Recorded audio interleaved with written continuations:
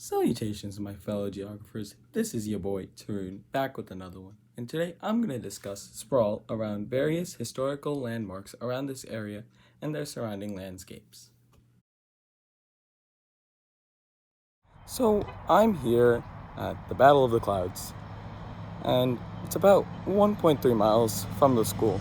And as you can see, it's really affected by sprawl. There's a park built right on it, and there's a development that's very close to it, which is called Malvern Hunt, and there's another development which is being built right next to Malvern Hunt. Now,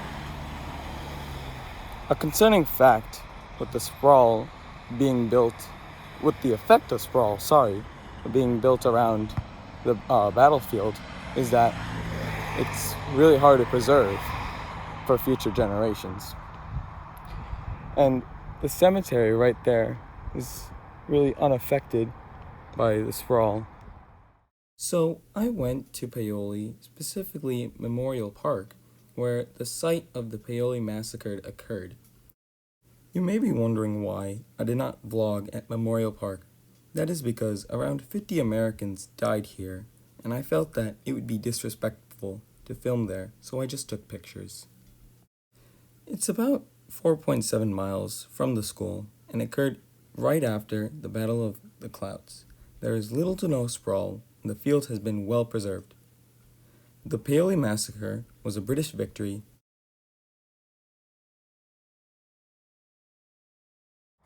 So I'm here at Valley Forge National Park. It was here Washington stayed with his troops during this winter of 1777 into 1778.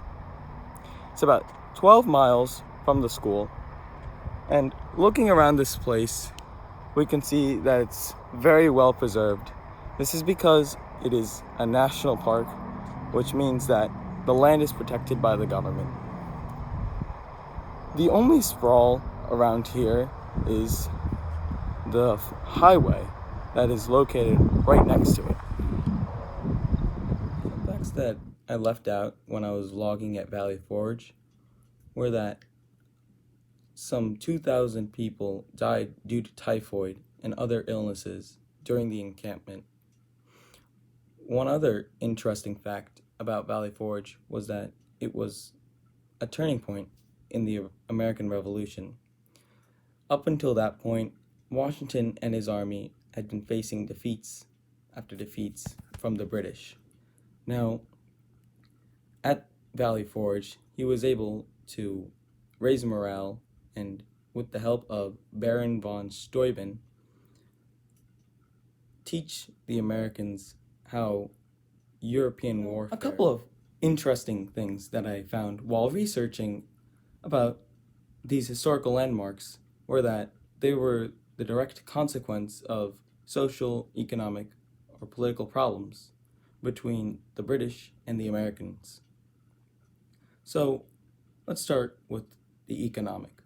So there's this guy whose name is George Grenville, and he's responsible for the Stamp Act. Now, the Stamp Act enraged many colonists, which required them to pay taxes for things such as playing cards, letters, and stamps. Now, political problems between the American colonists and the British were that the Americans felt that they had no representation in the Parliament.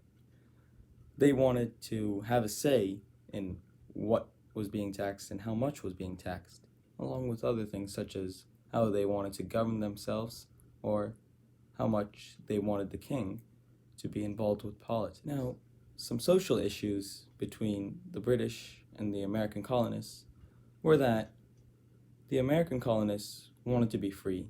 That's why their ancestors came over to the New World in search of religious freedom. Now, with Parliament enacting all these taxes on the colonists without them having a say in it, that really agitated some of these colonists, so much so that they started a revolution.